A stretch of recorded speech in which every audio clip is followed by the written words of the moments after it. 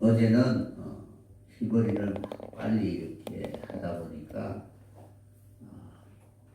여러분들이 조금 멍한 것 같아요. 다 날라갔어요. 그래서 오늘은 차근차근 그리고 히브리의 그 진수 아니면 히브리의 그런 의미나 이런 것들이 우리가 성경 속에서 그래도 신앙인으로서 조금 깊이 성경의 본래 의미가 이것이구나라는 것을 알 수 있는 그런 기회가 되었으면 합니다.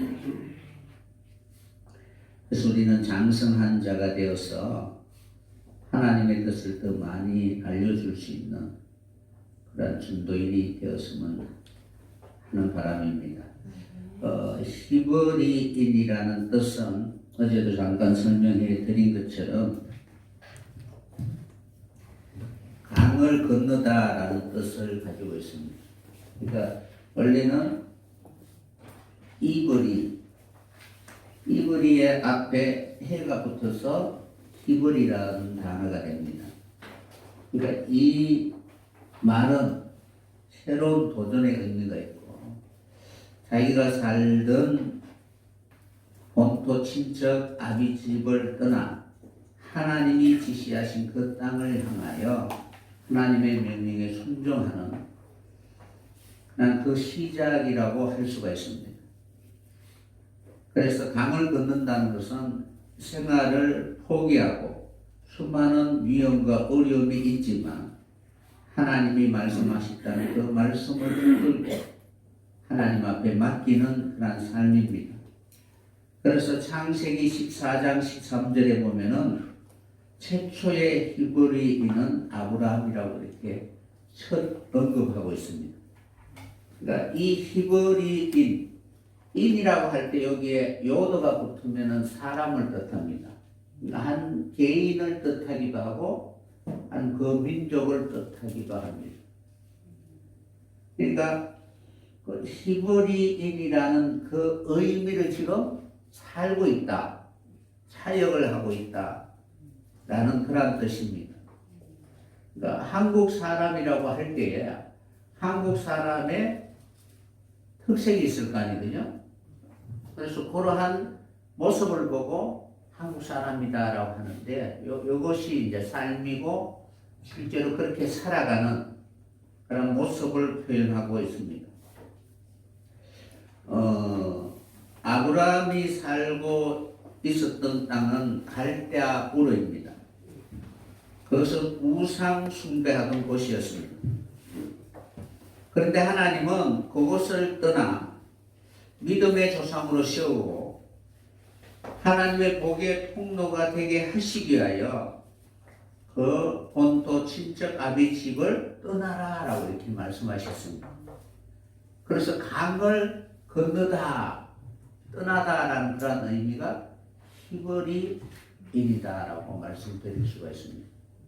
그러니까 단지 히브리라는 그런 의미보다도 우리가 알고 있는 그런 의미보다 영적으로 보면은 내가 살고 있는 그 땅을 떠나서 하나님이 지시하신 그 땅으로 가는 순종의 사람을 히브리인이라고 말씀드릴 수가 있는데 아브라함은 실제로 유브라데 강을 떠난 것입니다. 그러니까 그 유브라데 강은 비옥한 땅이잖아요.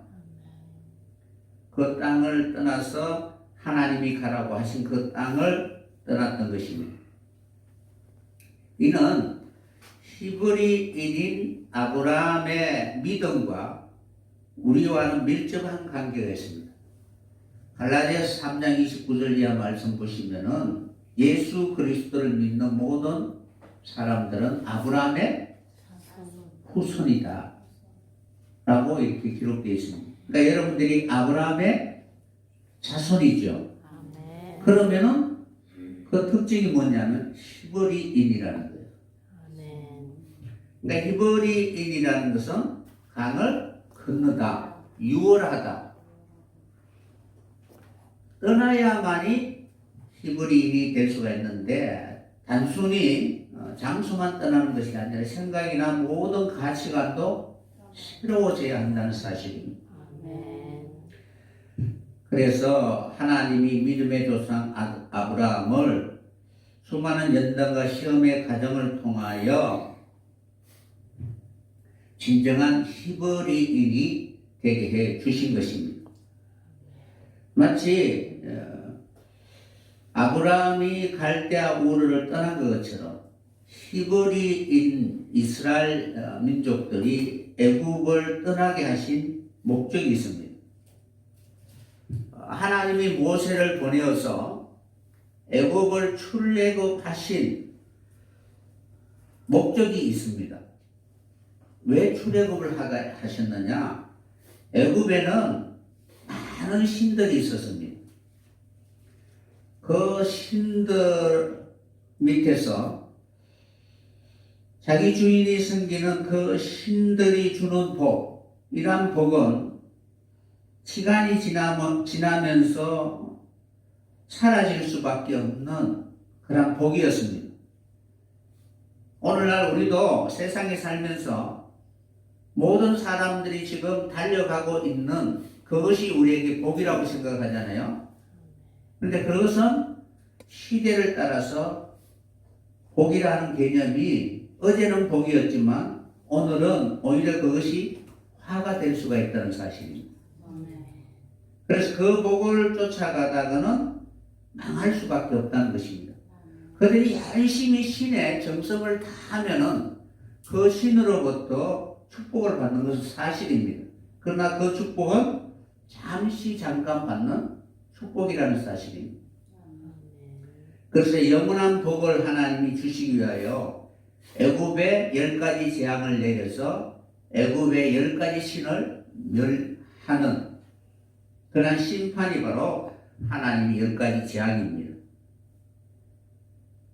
그리고 난 뒤에 출애굽기 3장 18절하고 10장 3절을 보면은 하나님이 모세에게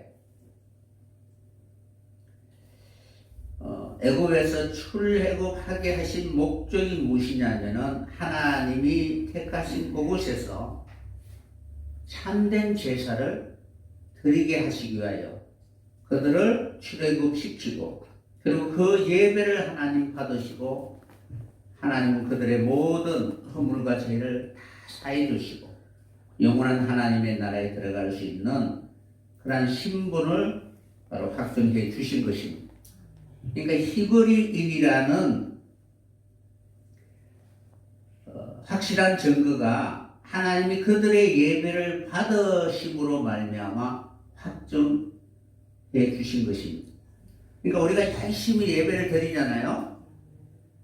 이 예배를 드리는 이 예배가 마지막 하나님이 택하신 그곳에서 그 한날에 우리가 하나님 앞에 예배 드릴 때 그 예배를 하나님이 받으심으로 진정한 히브리인이라는 신분이 확정되는 것입니다. 그래서 하나님은 히브리인의 삶의 지표 존재 이유가 바로 예배에 있다는 사실을 우리에게 알려주고 그 예배가 애굽의 신들에게 예배 드리는 것이 아니라 천지를 창조하신 유일하신 참 하나님, 그 하나님 앞에 진정한 예배를 바로 드릴 수 있도록 하나님 훈련하시고 역사하신 것입니다. 그래서 마지막 우리가 신령한 예배, 예수님이 제자들에게 말씀하신 것처럼 참으로 하나님의 백성들이 예배할 그곳에서 예배 드릴 때 하나님 그것을 받으신다라고 이렇게 성경은 기록하고 있습니다. 그것을 위하여 하나님이 바로 이스라엘 백성들을 애굽에서 불러내었고 그리고 아브라함을 갈대아 우르를 떠나서 지시하신 땅으로 가라라고 이렇게 말씀하신 것입니다. 그래서 아브라함이 이삭을 드린 것처럼 자기가 가장 사랑했던 것을 다 버리고 오직 하나님만 사랑할 수 있는 그런 사람이 되었을 때에 하나님은 진정한 히브리인이라고 말하고, 사도 바울도 자신을 소개할 때 히브리인 중에 히브리인이다라고 이렇게 말씀하고 있습니다. 그 특징은 예배에 대하여 진실하고, 그리고 예배 때 받았던 그 하나님의 말씀을 통하여 삶에 어떠한 그런 유혹이 있다 할지라도 그것을 실천하려고 하는 올곧음을 가지고 있는 그런 사람이 진정한 히브리인이다라고 할 수가 있습니다. 먼저 여러분들이 왜 히브리를 해야 되는가 하는 부분에 대해서 어제 잠깐 언급을 했는데, 창세기 2장 7절에 보면은 여호와 하나님이 흙으로 사람을 지으시고 그 생기를 그 코에 불어넣으시니 사람이 생명이 된지라 하고 이렇게 기록되어 있습니다. 그러니까 하나님이 창조하신 사람은 생기를 불어넣었을 때, 그러니까 흙으로 사람을 만들고 난 뒤에 흙으로 사람을 만들고, 흙으로 사람을 만들고, 그리고 사람의 코에 생기를 불어넣으시니 사람이 생명이 되니라. 그러니까 흙이 생명이 된 것이 아니라 사람이 바로 생명의 사람이 된 것입니다. 이것이 창세기 4장 창세기 2장 7절인데, 창세기 2장 7절에 어떻게 기록되어 있느냐 하면은 개역 성경에는 그냥 흙으로 사람을 지으시고 있는데, 개역 개정에는 땅에 흙으로 사람을 지으시고 이렇게 기록되어 있습니다. 여기서 땅에 흙으로라고 되어 있는데, 땅이라는 단어가 민하 아다마라고 되어 있습니다. 민하 아담 되어 있습니다. 그러니까 땅에 대해서 어떻게 표현하고 있느냐면은 민하 아다마하,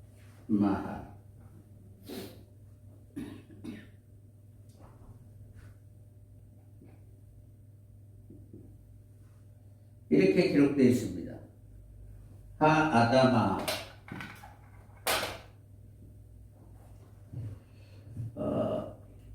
모음에 따라서 아담이라고 읽는 게 아니고 아다마하 이렇게 기록되어 있습니다. 그러니까 땅에라고 했는데, 이제 여기에 더 엄격하게 우리가 보면은 지시하신 그 땅이라는 거예요.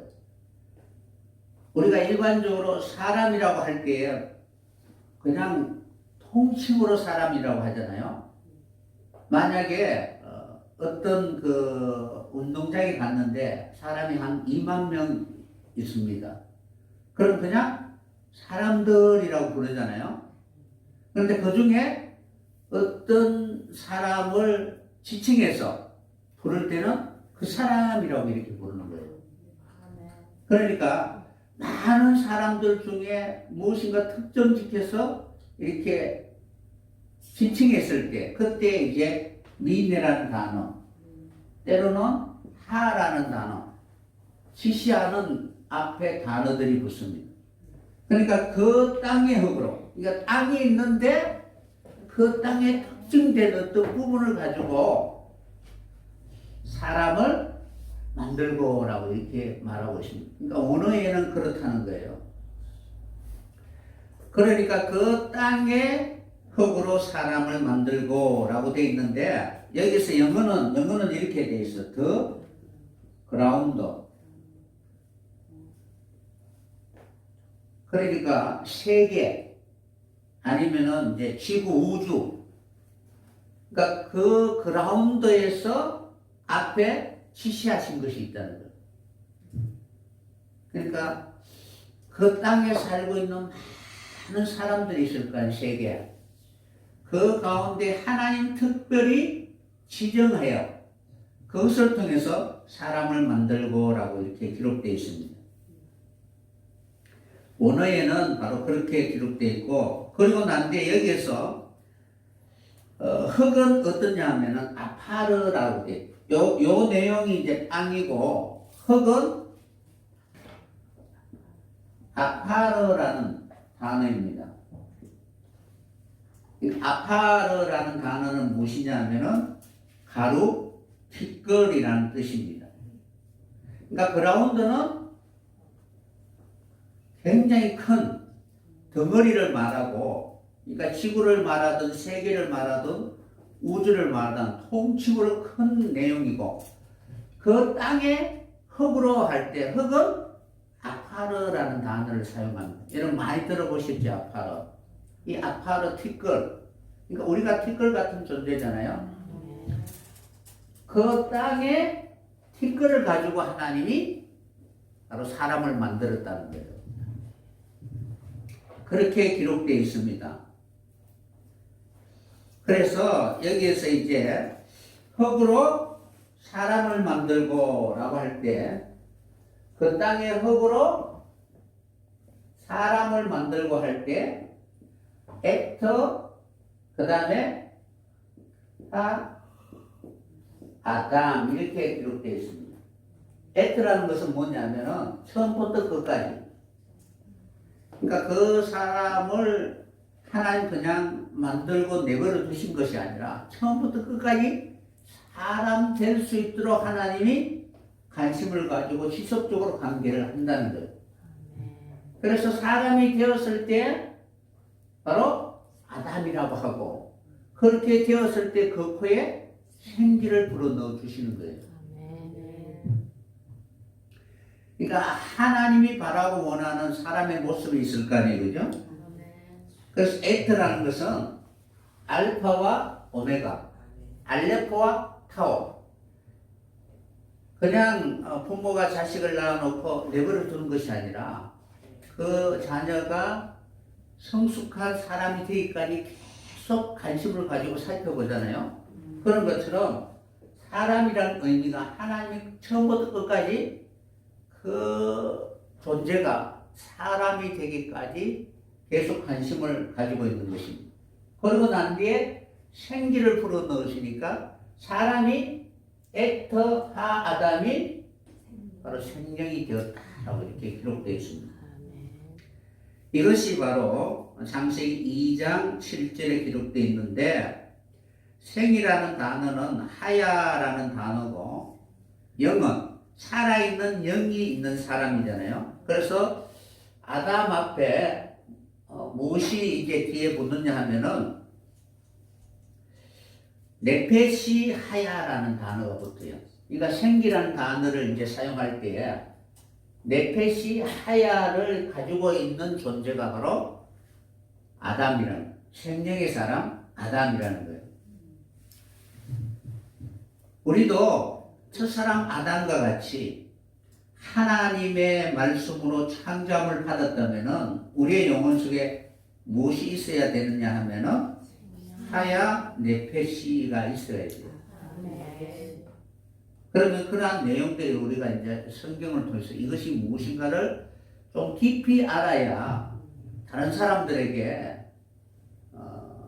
성경이 말하고자 하는, 하나님이 창조하고자 하는 그 사람의 모습이 어떠한가를 우리가 설명할 수가 있는 것입니다.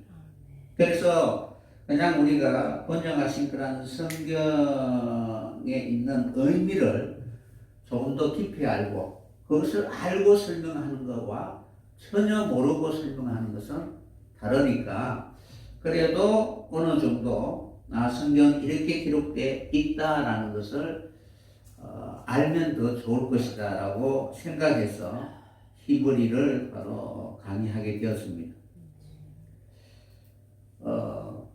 예를 들어서 어떤 이야기냐면은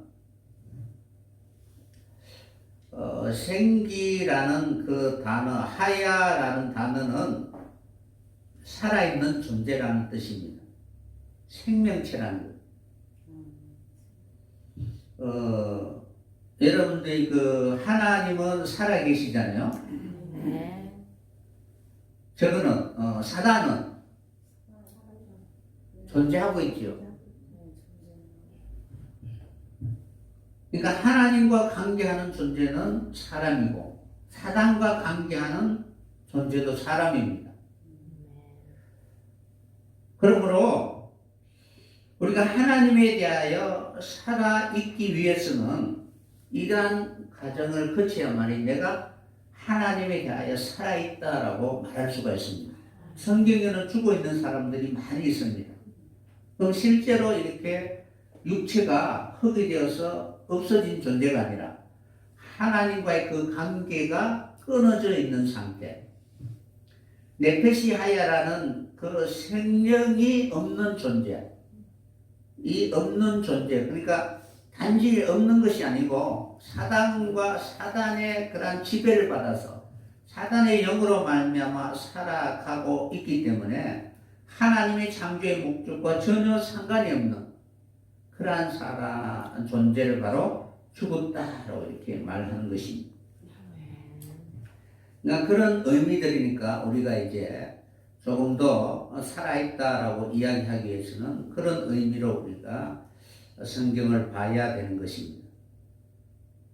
그래서 그런 부분들이 이제 여러분들이 그 우리나라의 그 번역한 성경을 보면은 영혼이라고 이렇게 번역되어 있는데 영혼이라는 번역되어 있는 그 원어를 보면은 루아우라고 번역되어 있는 것도 있고 네페시라고 번역되어 있는 것도 있고 네샤마라고 번역되어 있는 경우도 있습니다.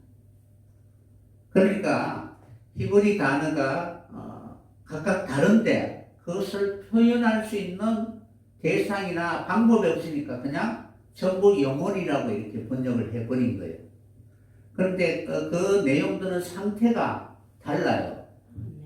그러니까 네페시, 네샤마, 루하허라는 그 영혼의 상태가 다른데 우리 언어로 이렇게 그것을 번역해서 설명하기에는 설명할 수 있는 어떤 존재가 없으니까 다 영혼이라고 이렇게 번역해 버렸다는 거예요. 그래서 여러분들이 그런 부분들이 성경을 통해서 어떻게 변화되어 가는 과정을 여러분들이 조금 안다면은 이 상태는 네페시 상태고 이 상태는 어떤 상태고 그 다음에는 루아우 상태. 루아우 상태가 되었을 때 루아우 하나님, 그러니까 성령 하나님을 성령님을 루아우 엘로힘이라고 하거든요. 그러니까 이 상태가 되었을 때 성령님과 신령한 교통이 이루어지게 되는 거예요. 그러니까 네페시가 되면은 이 땅과 이렇게 교제가 잘 친숙한 그런 과정입니다. 그래서 여러분들이 영혼은 다 같다라고 이렇게 생각하지 마시고 성경에는 그 영혼을 구별하고 있다는 사실을 인식하고 우리가 히브리를 통해서 우리 자신의 신앙이 점점 하나님 앞에 가까이 갈 수 있는 여러분이 되었으면 합니다. 그래서 출애굽해서 우리가 가는 것이 무엇이냐면은 우리의 영혼이 점점 하나님 앞에 가까이 가는 그런 순례자의 삶이 되었으면 합니다. 그래서 그러한 내용으로 이제 우리가 이해하기 위하여 히브리를 강의하게 된 것입니다. 그러면은 여러분들이 히브리는 쉽게 여러분들이 알 수 있고 배울 수 있는 방법, 그 방법에 대해서 어제 잠깐 설명을 해드렸잖아요. 히브리는 자음 22자, 이제 23자인데 신은 한자로 봅니다.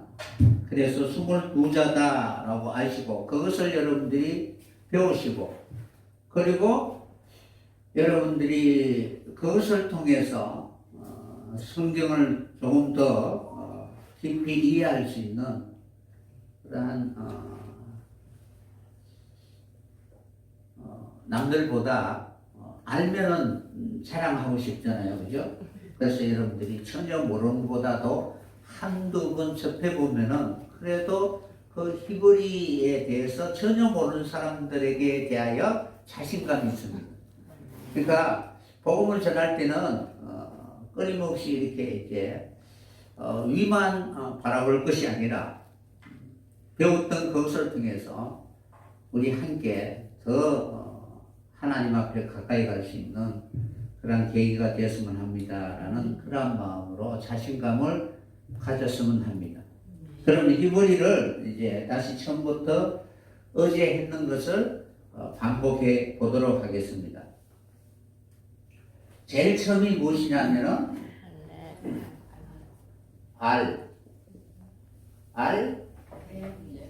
배, 히, 안, 달, 해, 자. 알배기 안달 해봤자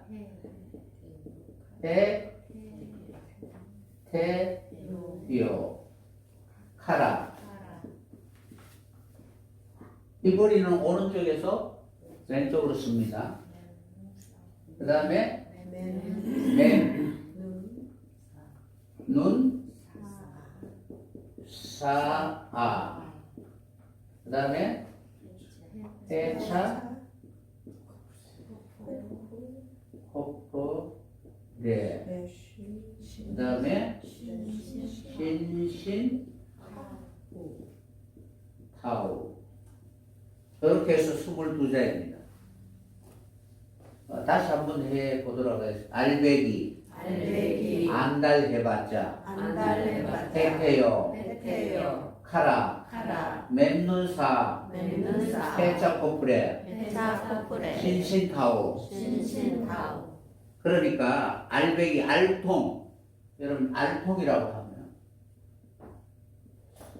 남자들은 이게 알통 있는 걸 좋아하잖아요. 그래서 이 근육 나오는 거 알통 배기를 안달 해봤자 하루아침에 안 되잖아요. 그러니까 내가 오늘 막 안달해서 오늘 열심히 했는데 내일 알통이 이렇게 굴러가게 나오지는 않는다. 그러니까 알배기 안달 해봤자 해태요. 해태는 뭐예요? 눈이 없는 사자상. 이 해태상 아주 해태 제가에 보면 해태상 있잖아요, 그죠? 그게 해태는 사자 보면 참 무섭게 생기는데 눈이 봉사에 봉사. 봉사 사자는 아무런 위험이 없는 거예요. 그러니까 아무리 안달해봤자 보름복이라는 거예요. 그러니까 열심히 해야 어떻게? 거기에 대하여 진정한 자랑할 수 있는 그런 기회가 된다. 그러니까 알배기 안달해봤자 노력하지 않으면 해태니까 해태는 가라. 그렇게 하시고 그 다음에 맵눈사. 그러니까 해태상이 눈이 없는데 아무리 이렇게 붕대를 가지고 눈을 가렸다 할지라도 볼 수 있는 것은 아니잖아요. 그런 거는 다 폐차시켜버리라. 폐차해서 코 풀어버리라. 폐차, 코 풀에. 그 다음에 요거는 그냥 외우시면 돼요. 신신, 타우. 그러면은 하나, 둘, 셋, 넷, 다섯, 여섯, 일곱, 여덟, 아홉, 열, 열하나, 열둘, 열세, 열네, 열다섯, 열여섯, 열일곱, 열여덟, 열아홉, 스물, 스물하나, 22자. 자음 22자입니다. 아시겠죠? 그러면 히브리 단어 22자 요거를 외우시면은 그 다음에 알레포, 베터, 김메, 달렛, 해, 바브, 자인.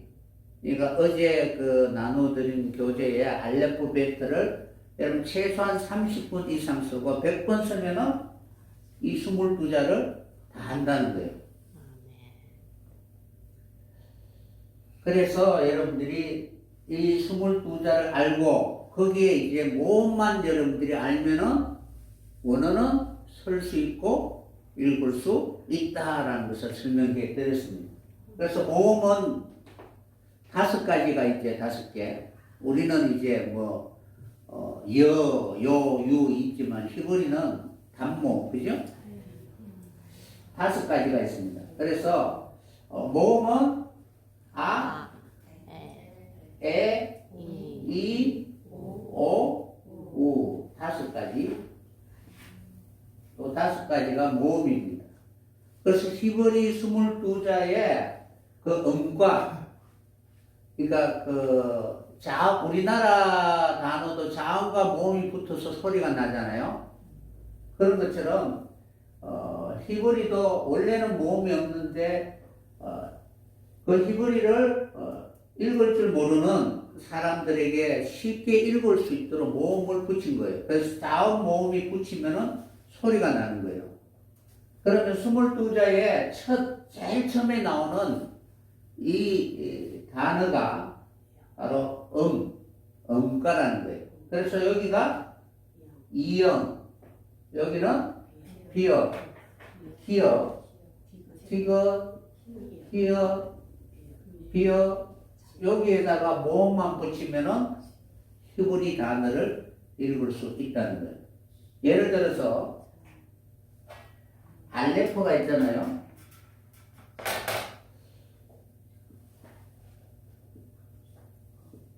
알레포인데 여기에 이제 이렇게 붙으면은 요거는 리얼이요. 라메드라고 해서 여기 있는 걸 라메드 리얼. 알레 모음 이렇게 붙이면 알레퍼가 되는 거예요. 그러니까 모음만 붙이면 읽을 수 있다는 것입니다. 그래서 여러분들이 자음 22자하고 모음 5개 이것만 알면은 여러분들이 히브리어 원어를 읽을 수가 있다는 거예요. 그러면은 아는 무엇이냐 하면은 이렇게 쓰는 거하고 이렇게 쓰는 것이 아라는 거예요.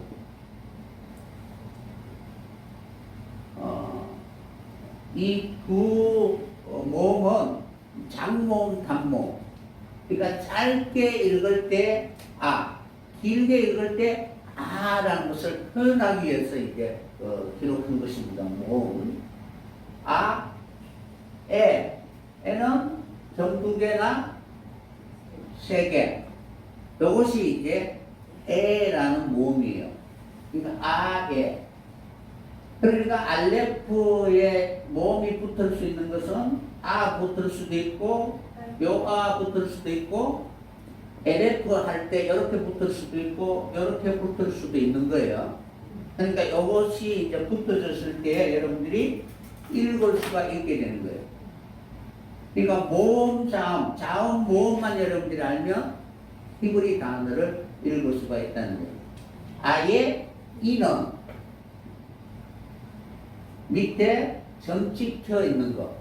그러니까 히브리 단어 밑에 점 찍혀 있는 거, 요것이 이고, 그 다음에 점 찍고, 요도 찍혀 있는 거. 요것도 이예요, 2개. 그 다음에, 오우는 바보 위에 점이 찍혀 있으면 오고, 그 다음에 밑에 찍혀 있으면 오이고, 그리고 단어의 위에 점이 찍혀 있으면 오고, 그 다음에 사선으로 이렇게 3개 찍혀 있으면 우예요. 그 외에 이제 밑으로 되어 있는 것이 있는데, 어떤 단어에 만약에 벡터에 이렇게 찍혀 있으면은 이것은 and, 이 단어는 에와 어가 발음되는 거예요. 어라고 발음하면은 이 단어가 중간에 있고 이렇게 점이 찍혀 있을 때는 어라고 발음하고, 이것이 제일 첫 단어가 올 때는 에라는 단어를 이렇게 붙여주는 음가가. 그렇게 하시면 이제 22자를 전부 알 수가 있습니다. 그러면 정말 여러분들이 히브리를 알고 싶으면은 이렇게 원칙을 알고, 그 다음에 22자 알레프, 베트, 김멜, 달렛 하는 이 22자 여러분들에게 나누어 드린 그것을 몇 번 서라고 했어요? 100번. 100번. 그래서 100번 서라고 하니까 숙제가 아니고 여러분들이 이제 그것을 의미를 알고, 그 히브리를 친숙하기 위해서는 알레포, 벡터, 기메 이렇게 해서 타우까지 여기까지 서면은 한번 이렇게 돼야 돼요. 그래서 처음은 조금 더디더라도 이렇게 하셔야만이 여러분의 그 뇌 속에 기억이 이렇게 잊혀지지 않는 거예요. 근데 숙제하면은 어떻게 하느냐 하면은 알레포, 알레포, 알레포, 알레포 이렇게 100번 쓰고 그 다음에 베터, 베터, 베터, 베터 이렇게 100번 쓰면은 전혀 기억이 안 나요, 나중에. 그러니까 이런 방식으로 배우는 것이 아니고 히브리는 다 써야 돼요. 그리고 알레포는 요거다. 그리고 이 알레포 안에 이 세 단어의 의미가 다 들어있다라는 것을 항상 생각해 두셔야 돼요. 그 알레포라는 의미를 그렇게 여러분들이 쓰고, 그리고 열심히 그 안에 있는 형상화, 그러니까 알레포를 무엇으로 형상화하였느냐면 상소, 그리고 배움, 믿음이라는 것을 이제 계속 여러분들이 100번 쓰면서 알레포, 함소, 배움, 1, 베터, 2, 집, 구원 이렇게 해서 100번 쓰면은 여러분들이 히브리는 장담하는데 히브리 한글 글자가 없고 히브리만 있어도 여러분들이 볼 수 있고 읽을 수가 있는 거예요. 그걸 여러분들이 한 달 정도 하면은 웬만해서는 다 볼 수가 있고 읽을 수가 있어요. 그래서 한번 도전해 보시길 바랍니다. 그래서 히브리는 고정관념을 버려야 되겠죠. 히브리는 쉽다. 그죠? 어려울 것 같아요? 쉬울 것 같아요? 그럼 이대로 하면은 우리가 유창한 히브리를 이제 언어를 배워서 이스라엘 백성들하고 대화할 건 아니고 성경의 원어를 보고 읽고 쓰고 그 뜻을 알아서 좀 더 하나님이 우리에게 말씀하신 그 뜻을 더 올바르게 알아서 많은 사람들에게 혹시 틀리면은 올바르게 가르쳐 줄 수 있는 그러한 기회가 되었으면 합니다. 모르면은 상대가 무엇이 틀린지 내가 가르쳐서 돌이킬 수는 없잖아요. 알아야 가르칠 수가 있지. 그래서 알아야 면장도 한다고 옛날에 그죠? 주소 들은 것이 좀 있으면 그래도 여러분들이 그렇게 할 수가 있다는 거예요. 그런 방식으로 여러분들이 해 주셨으면 합니다. 그러면은 그런 의미에서 우리가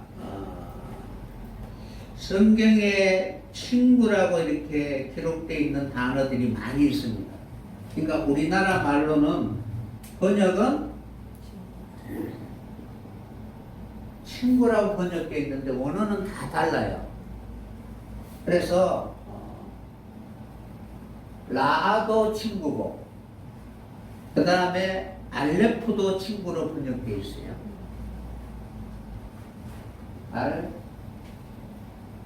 알레포도 친구로 번역되어 있습니다. 어제 잠깐 여러분들이 알레포에 대해서 설명을 해드렸잖아요. 배우다, 가르치다. 그리고 뭐냐 하면은 레아라는 단어, 레아라는 단어도 친구입니다.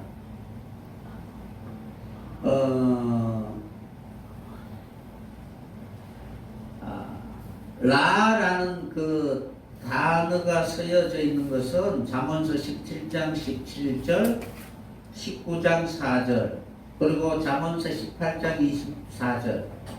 여기에는 라라는 단어가 친구로 번역되어 있고 여기서 이제 어떤 표현이냐면은 신뢰할 만한 자라는 의미로서다라는 단어를 사용했고, 그리고 사무엘하 1장 26절에 보면은 다윗과 요나단의 그 관계, 우애, 이는 여인의 사랑보다 더 높다라고, 성하다라고 할 때에, 그때 친구 간의 그 사랑, 그 사랑을 설명할 때에도 바로 그대로 사용하고 있습니다. 그래서 대부분 순교자나 수도성에 대하여 쓰여져 있는 단어들이다라는 단어예요. 그리고 알레포라는 단어는 미가서 7장 5절에 나와요. 익숙해지다. 조금 서툴거나 뭔가는 친숙하지 않는 단계에서 점점 익숙해지고 친해지는 그런 과정에 있는 사람을 바로 친구라고 하는데, 그때 사용한 단어가 알레프라는 단어예요. 그러니까 여러분들이 성경의 구약에서부터 신약까지 친구라고 이렇게 번역되어 있는데 그 내용은 다 다르다. 그러면은 그 내용이 앞뒤 문맥을 보면은 어떠한 관계인가를 우리는 미루어 볼 수가 있습니다. 그러니까 우리도 친구라고 할 때에 같은 고향에 그런 친구들이 있고, 학교 친구들이 있고, 여러 친구들이 다양하잖아요. 그렇다고 해서 다 같은 친구는 아니잖아. 조금씩 다 다르듯이 성경은 다르다는 것입니다. 여기서 이제 레아라는 것은, 요거는 교제하다라는 의미에서 친구예요. 교제하는 관계에 있는 사람을 친구라고 합니다. 그래서 70인 역본에는 이 레아라는 단어를 사용할 때 항상 친밀한 정을 서로 나누는 그런 관계에 있을 때 친구여라고 이렇게 하는 거예요. 그러니까 예수님 시대에 친구여라고 이렇게 이야기하잖아요. 그때 이제 어떻게 사용했느냐 하면은 마태복음 20장 13절 22장 다 그런 단어를 사용하고 있습니다. 그리고 필로스라는 그 단어도 그렇게 사용하고 있습니다. 그래서 여기에 이제 요드라는 단어가 붙어도 똑같아요. 친구라는 단어. 그러면은 말씀이 그들의 친구가 되게 하신 거예요. 그러니까 우리는 누구예요? 친구잖아요. 어떤 친구냐면은 말씀으로 서로 연결이 된 친구라는 거예요. 여러분이 항상 히브리를 볼 때에 양면성이 있다는 거예요. 그러니까 친구도 나쁜 친구가 있겠죠. 좋은 친구도 있고. 그래서 이 악이라는 개념도 있지만은 단편적으로 라라는 단어가 악이다 이렇게 할 것이 아니고 양면성이 있다는 거예요. 그러니까 진정한 친구가 되어야 하나님 보시기에 생명을 주고받을 수 있는, 영원히 함께 할 수 있는 그런 존재가 된다는 거예요. 그래서 이 친구의 과정이 제자에서 그 다음에 친구의 과정으로 이렇게 가는 거예요. 그러니까 여러분들이 처음에는 부부였는데 이제 나이가 많이 들으면 인생을 함께 어떻게 서로 위로하고 희노애락을 이야기하면서 친구 같은 부부잖아요. 그전에는 이제 서로 뭐 육체적인 그런 관계를 통해서 자기 감정이나 본능에 충실했는데 어느 정도 교제가 많이 이루어지니까 서로 인생에 대해서 이야기해 줄 수 있는 그런 관계가 친구의 관계로 발전하는 거예요. 그래서 친구를 위하여 목숨을 내어줄 수 있는 것이 진정한 사랑의 관계라는 거예요. 그래서 예수님도 제자들을 친구로 삼아주시고, 그리고 자신의 생명을 친구를 위해서 아낌없이 준다라는 그런 의미로서 바로 성경에는 친구라는 단어가 다양하게 쓰여 있다는 사실입니다. 그래서 어느 정도 여러분들이 알면은 똑같은 친구라는 단어가 아니고 그 과정이나 진행 상태나 여러 가지 모습을 통해서 우리는 알 수가 있다는 사실입니다. 그래서 조금 더 여러분들이 히브리를 알면은 조금 더 깊이 알 수 있는 그런 믿음의 장성한 자가 되게 될 것입니다. 그럼 오늘은 잠깐만 여러분들이 앞에 과정을 일단 한 달 동안 알배기 안달 해봤자 해태요 이거 하고 모험하고 그 다음에 알레포 베트하고 이걸 100번 썼다고 가정하고 난 뒤에 그 뒤에 이제 그러면 알레포라는 단어를 조금 더 상세하게 우리가 알아보는 그런 시간을 갖도록 하겠습니다 라고 해서 이제 여러분들이 일단 다 그렇게 했다고 가정하에 이제 히브리 22자를 이제 알아보는 거예요. 그러면은 알레 하잖아요.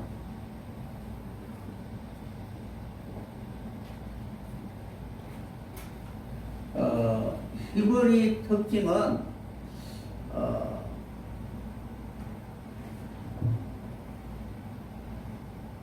분리할 수 없는 그런 단어들이 있어요. 만약에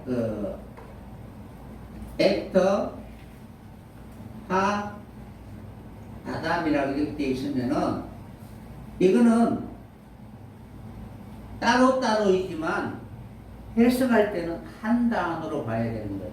옆에 이렇게 셀러스가 되어 있을 때 원어에 보면 이거는 따로따로 해석이 아니고 한 단어다. 이것이 히브리의 특징이에요. 그러니까 무엇인가를 지시하고 그 사람의 특징을 이렇게 설명하기 위해서는 앞에 이렇게 붙었을 때는 이거를 같은 단어로 봐야 되는 거예요. 그래서 원칙은 그러니까 이거를 모르면 따로따로 이렇게 해석해버리면 안 되는 거예요. 그래서 그것이 히브리의 특징인데 알레포는 요거는 배움, 가르치다. 요거는 익힘, 막대기. 해는 열린 이 세 단어가 합성되어서 알레포라고 이렇게 이야기하는 거예요. 뭐냐면은 이게 이제 종속적 관계 이 두 단어가 여기에 이제 종속되어 있는 거예요. 그래서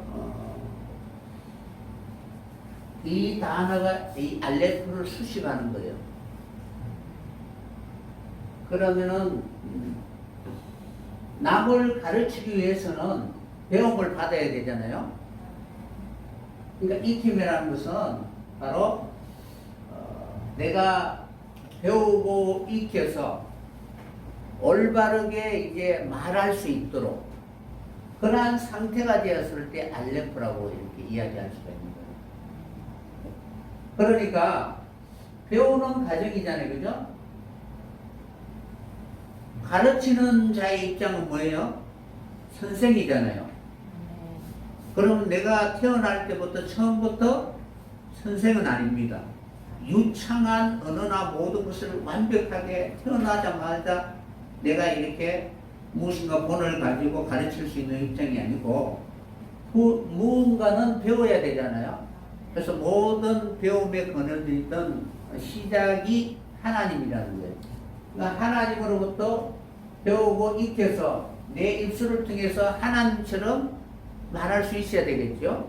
그러면은 가르칠 수가 있는 거예요. 그래서 알레포라는 단어는 시작이라는 의미도 있는 거예요. 그러니까 모든 시작의 근원이 하나님이십니다. 그런 의미로 여러분들이 이해를 하셔야 돼요. 그러니까 단순히 이제 이 알레포라는 단어 다 빼버리고 그냥 알레포는 배우다, 가르치다 이것만 알면은 전체적인 배경이나 흐름을 결코 알 수가 없는 거예요. 그래서 22자를 이러한 방식으로 여러분이 배우면은 히브리 단어를 어떤 단어라도 여러분들이 해석이 가능해진다는 거예요. 만약에 이 단어잖아요. 요거는 넷시, 요거는 아인. 넷시라는 단어는 머리, 우두머리. 요거는 이루다. 그러니까 여러분들이 꼬리가 좋아요, 머리가 좋아요? 머리가 좋잖아요, 그죠? 그러니까 머리가 되면 많은 사람들이 따르겠죠. 그러면 공동의 어떤 추구하는 방향이나 같으면은 무리가 생길 거 아니에요, 그죠? 그래서 이 친구라는 단어가 되는 거예요. 근데 이상하게 되면은 악이라는 단어가 되는데, 요 단어가 이루다. 그러니까 머리와 일치되고, 그죠? 같은 무리가 될 때 친구라는 단어가 되는 거예요. 그러니까 그런 의미로서 여러분들이 자꾸 해석이 되어진다는 거예요.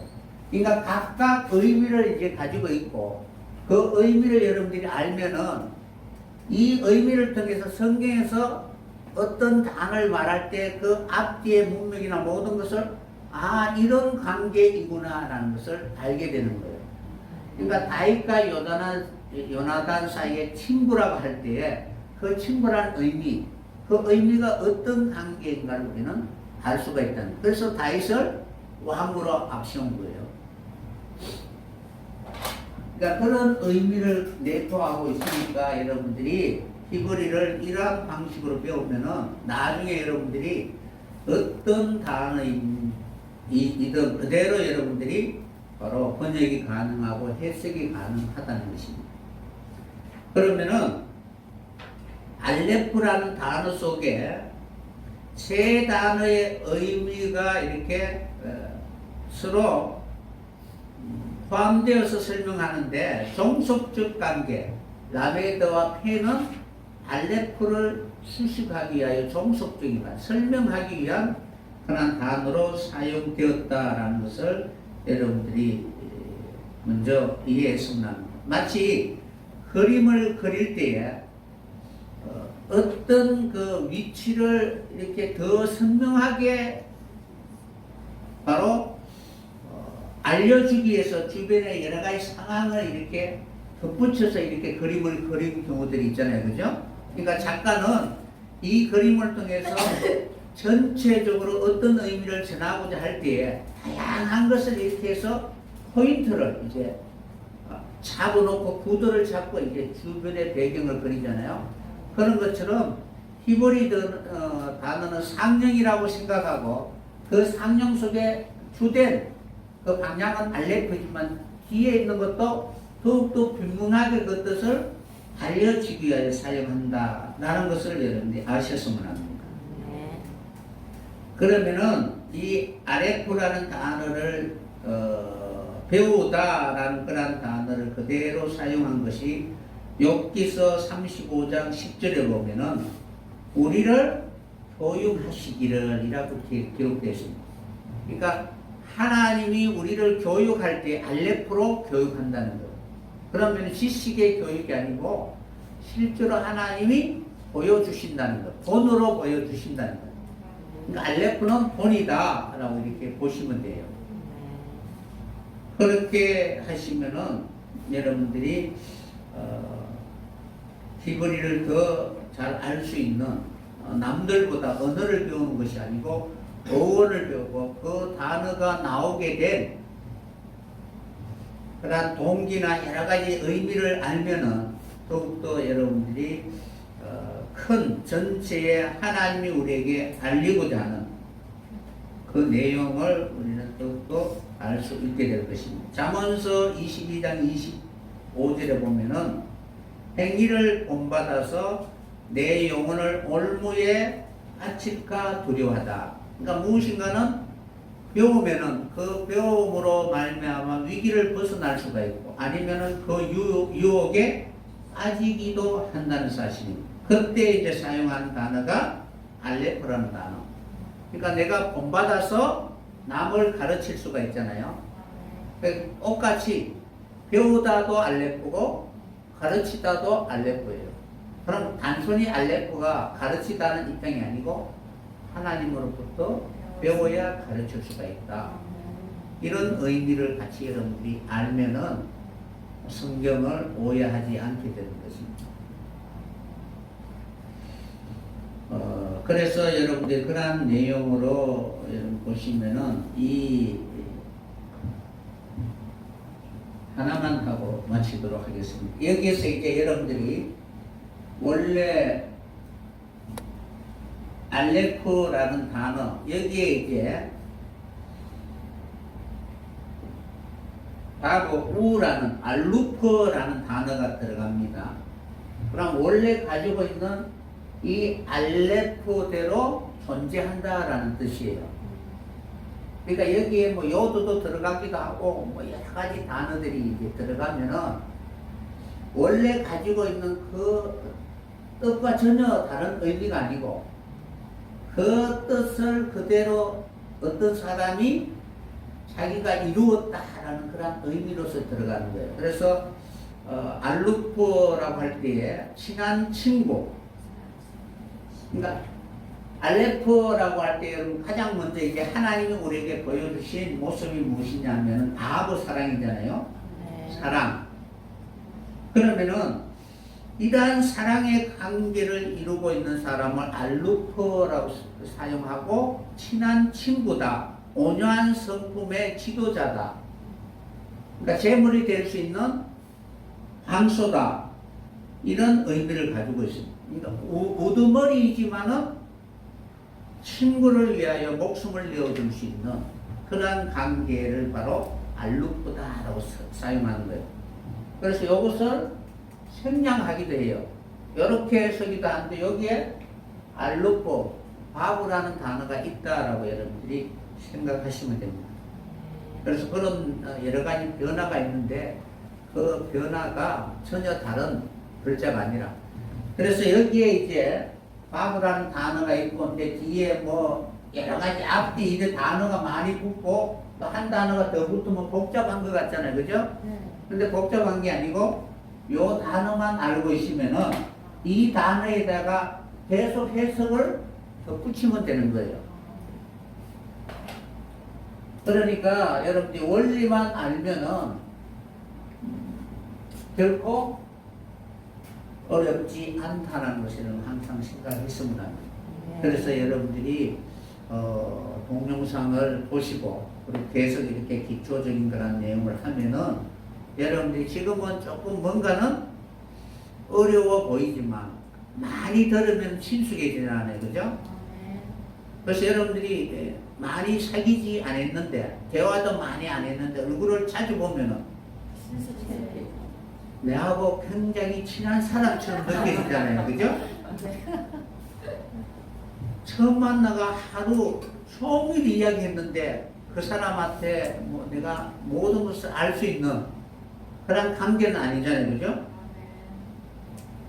그래서 여러분들이 이 띠거리를 처음에는 조금 어색하고 어렵더라도 자주 보면은 마치 알 것 같고 그리고 그것이 내게 친숙한 그런 언어처럼 이렇게 다가온다는 사실입니다. 그래서 어쨌든 여러분들이 요즘 유튜브를 이제 많이 배움의 어떤 그런 방법으로 활용하니까 저는 그렇게 배워서 실천할 수 있는 여러분이 꼭 되었으면 합니다.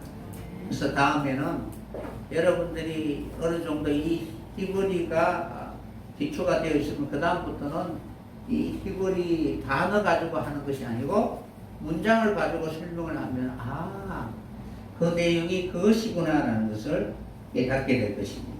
그러한 소중한 기회가 되었으면 합니다. 강의를 마치도록 하겠습니다.